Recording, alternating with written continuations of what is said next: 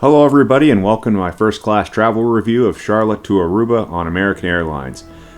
First, a few notable things. My first one of these I've done in a while. Also the first time I've left from Charlotte. I've connected there many times, but this is the first time this has actually been the airport that I've left from. And as you can see here, it is nothing short of chaos. The airport's obviously expanded in recent years, and of course they didn't update the non-security side too well. So of course people are just kind of running everywhere, and check-in is of course mayhem, even though this is a first class ticket.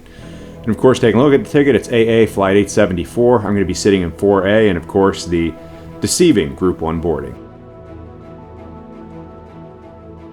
And we are going to be leaving from gate A2 today. I was kind of hoping we'd be leaving from, the B or C gates, and definitely not the E, but ended up with A2, and, of course, like most of Charlotte Airport, this place is just as prison-like as the rest. The more I go to this airport, the less I like it, so, it just is what it is. I'm trying to get a picture of the shot there. It leaves at 9:43 a.m., Flight 874 at A2, as I've already said. And since it starts at the top of the alphabet and I'm about 5'9", it doesn't work. And that's the A terminal. A2 is right there. It's very quick, just a quick right once you get past security. The whole A concourse itself was just recently renovated and expanded. See the B course down there, towards the end, the C course down there, that's where I was hoping to leave from, because that place actually has high ceilings. This is the American Airlines 737-800. Of course, not one of the Maxes, which means there'll be less chance of it, nose diving into the ground, which generally makes me leave a negative travel review. And of course, this is everybody getting things ready before we fly and start to board the plane.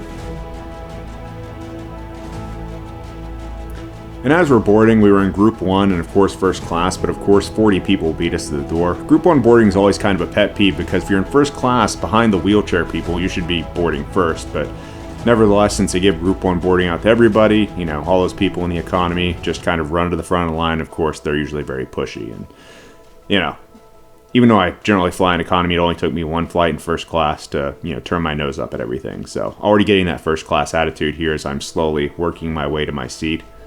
They should really make it Group 2 for everybody else who isn't first class, but that's just more, first class privilege.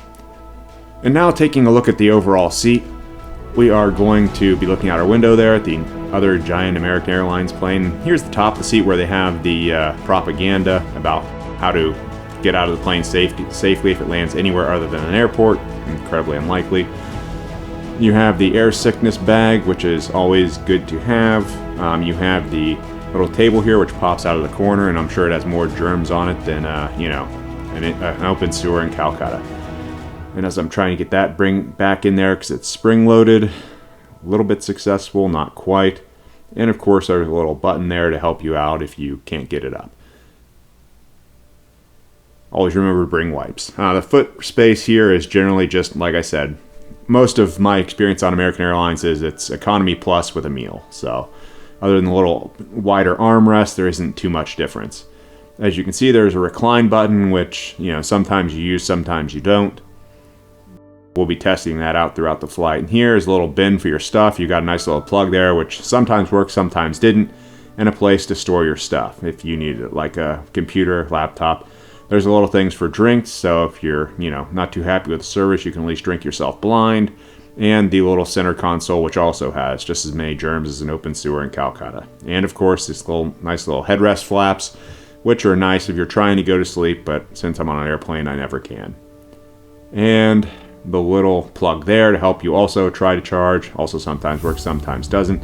And the in-flight entertainment shelf that you can put your phone on if you're using it. Another nice view out the window. And a shot of what looks like on the overhead for the air to blow into your face, and the lights in case you need reading lights. So overall, pretty basic seat. I always kind of miss a seat back IFE, but it is what it is. And that's how American figures they can save the most money, as we watch people here sort of join in and, not enjoy the benefits of Group 1 boarding as they all file onto the plane.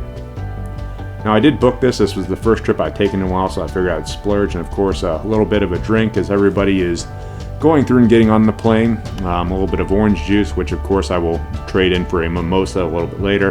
And of course some wipes to wipe down all the surfaces that you're going to use, including the table. Those are always good to bring with you. And also a solid traveler's thing to have in your bag. Now if you are noticing, there is a lot of time lapse in this video because it's got the newest GoPro, my GoPro 4 was actually stolen from my last Jamaica trip, and I just upgraded and got the recent, which has time lapse. So that's kind of why there's a lot of this, but of course it's there for you to enjoy.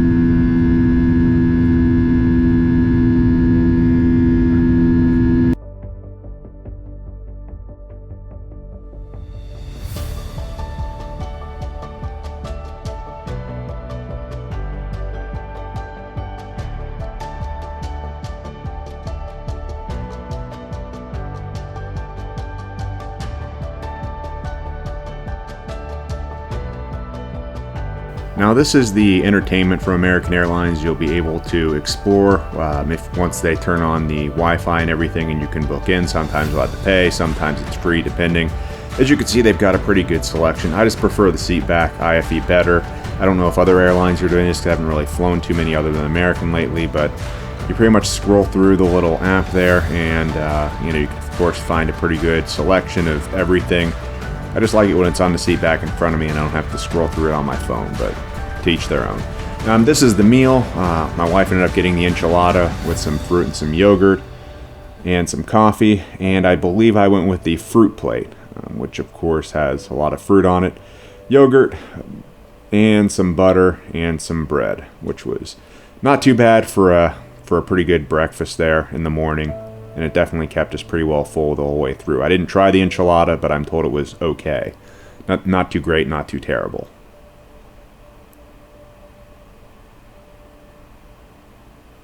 And this is a cinnamon roll they gave as kind of a dessert after the breakfast, which was also a very nice touch. It was nice, crispy, and also pretty pleasant to eat.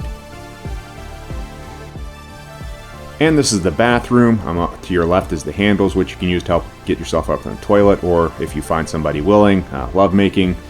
There's a little shelf there, the sink, the soap, the little hook on the door if you want to try to hang your clothes up. I wouldn't.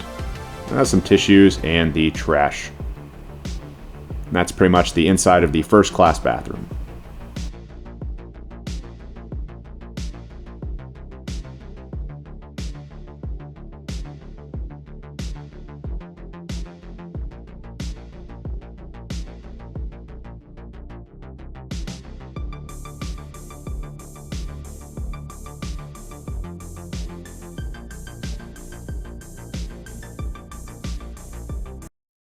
Overall, as we land here, we'll rehash the good. First, the food and drink service. The food was pretty good, quite awesome, and the drink service was pretty steady out there. So overall, that was a pretty good thumbs up for everything that happened during the flight. And the flight was pretty uneventful. As far as the needs improvement, not too much. It's a pretty simple flight, no connections, anything like that. So pretty much cut and dry, and pretty much par for the course. Nothing much really out there that was really stuck out. So overall, a pretty normal 7.5 out of 10. Not great, not terrible, just kind of middle of the line, uneventful. And with that, I will allow you to enjoy the rest of the landing.